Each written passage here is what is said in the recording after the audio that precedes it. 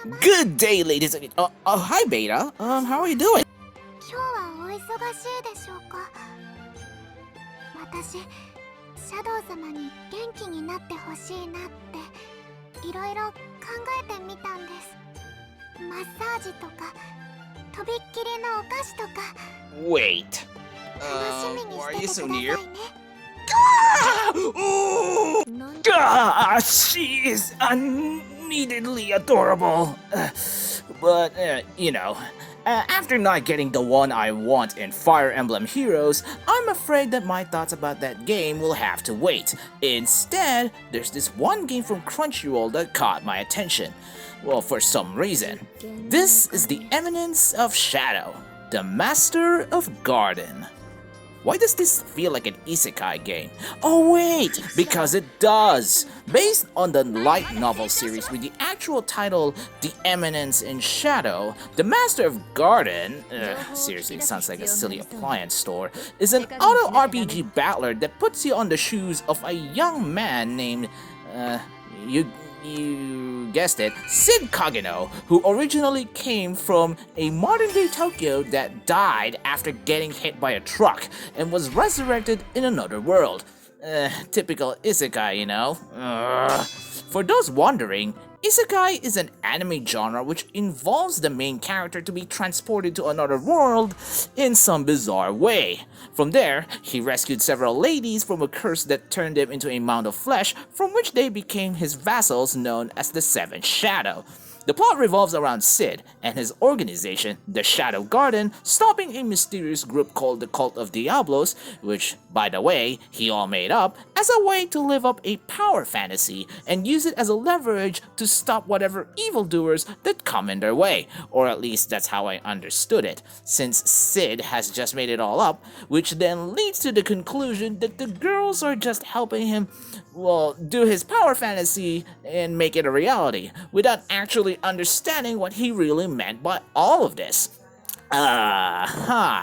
Needless to say, the story is ridiculous, and people who actually fall for this particular charade should be ashamed in thinking that this is a smart move from the mangaka of this freaking light novel. At least that's just my opinion, but if you like this sort of thing, well, I can't blame you. We all want to live our very own world where we are the central character of our very own story. I mean, seriously, who doesn't want that? Also, fighting with cute girls alongside you is just the cherry on the top. At least for a dude like me, of course. In terms of gameplay, it has reminded me a lot of Princess Connect Redive, which is also published by Crunchyroll in other parts of the globe. Battles take place semi-automatically, with you tapping the character bars when their special attack gauge is full up to maximum, allowing them to dish out powerful moves with varying effects, and turn the tide of battle into your favor. Or rather, that can turn the tide of battle into your favor. I am very sorry for that. You can also do a combo move which requires 3 characters, or at least more than 3 characters, or at least, those numbers, allowing them to chain multiple attacks of increasing potency. That said, most fights are pretty simple. You can also encounter powerful bosses that also have their own special moves, which in turn require more strategic thinking. Pardon my not so French. Sort of.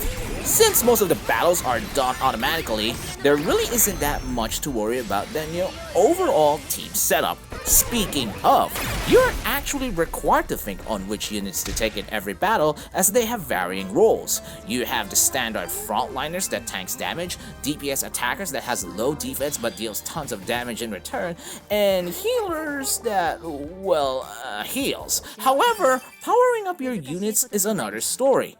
Needless to say, there are several game modes that you can play in this game, including the 7 Shadow Chronicles mode, which you will be spending most of the time. This is the only place where you can get equipment for your characters, which is required to rank them up, and allowing them to gain more stats and unlock new skills. Other modes include the main story where the anime is told through cutscenes, and it also has some battle maps requiring you to deploy specific units, material hunt where you gather experience and cash, and much more. As As of the writing of this video, I just started very recently, and thus I haven't unlocked much, and some of the things I have yet to unlock rather, include event quests, which are limited time missions with associated stories that are not entirely canon to the main story. There's also PvP and guilds in this game, if you're into that sort of thing. But yeah, the game is pretty straightforward and has a similar progression system to that to Princess Connect Retime. Also, the Japanese voice cast is star-studded too, and should be commended right away. Also, as you can see, the character models, especially for the female cast, are amazing to look at. It has that blend of 2D and 3D that catches the senses off guard. I have said all the positives I can think of about this game, but are there any negatives? Well, as I could say, unlike Precon, the Eminence in Shadow hasn't really been that much an established anime and manga series as of the moment, so it won't really catch the attention of the masses. Keep in mind that the series has been introduced in 2022, which is last year. Also, the game has tons of references and scenes that only fans of the anime and light novels could actually enjoy. I mean, to be fair, the entire game was based on the anime, but if you really want to get the game much traction to a larger audience, well, you got to push your marketing game a lot more. I only know about this game through Facebook and Twitter posts, and that's pretty much it. And yeah, if you really want more people to know your game, then you really have to step it up, people. The UI is very simplistic. Sure, it's easy to navigate, but it's also boring. The typical Isekai trope made the experience somewhat subpar. Excuse me. The main character is annoying and just tries to be cool, and well, as much as I want to praise the soundtrack, it can be a bit on the generic side. Also, being a gacha game, you are expected to pull a lot of characters through the gacha system, which is already a pain in the butt in itself. I do love the presentation, however, as if they are fighting on who joins their party. This is especially mind-boggling if it is between two SS rank characters, the highest rarity of the game. But those are just minor gripes that I may consider. Perhaps I have been exposed to Precon so much that I ended up putting that game as a standard to what makes this game kind of good? Unlike Precon though, the Master of Guard is a bit on the darker side in terms of plot, with brutal scenes happening right in front of your face. It's that gritty, in an interesting way. So what are my overall thoughts about the Eminence in Shadow, the Master of Guard? Seriously, it really is a silly title. It's just It's just Princess Connect Redive with a lot more liberties that made the experience a different beast in itself. It even has dating sim elements, for crying out loud. Dialogue choices and all. But don't dismiss it as a mere copycat that is just worth ignoring, despite the many similarities to its competitor.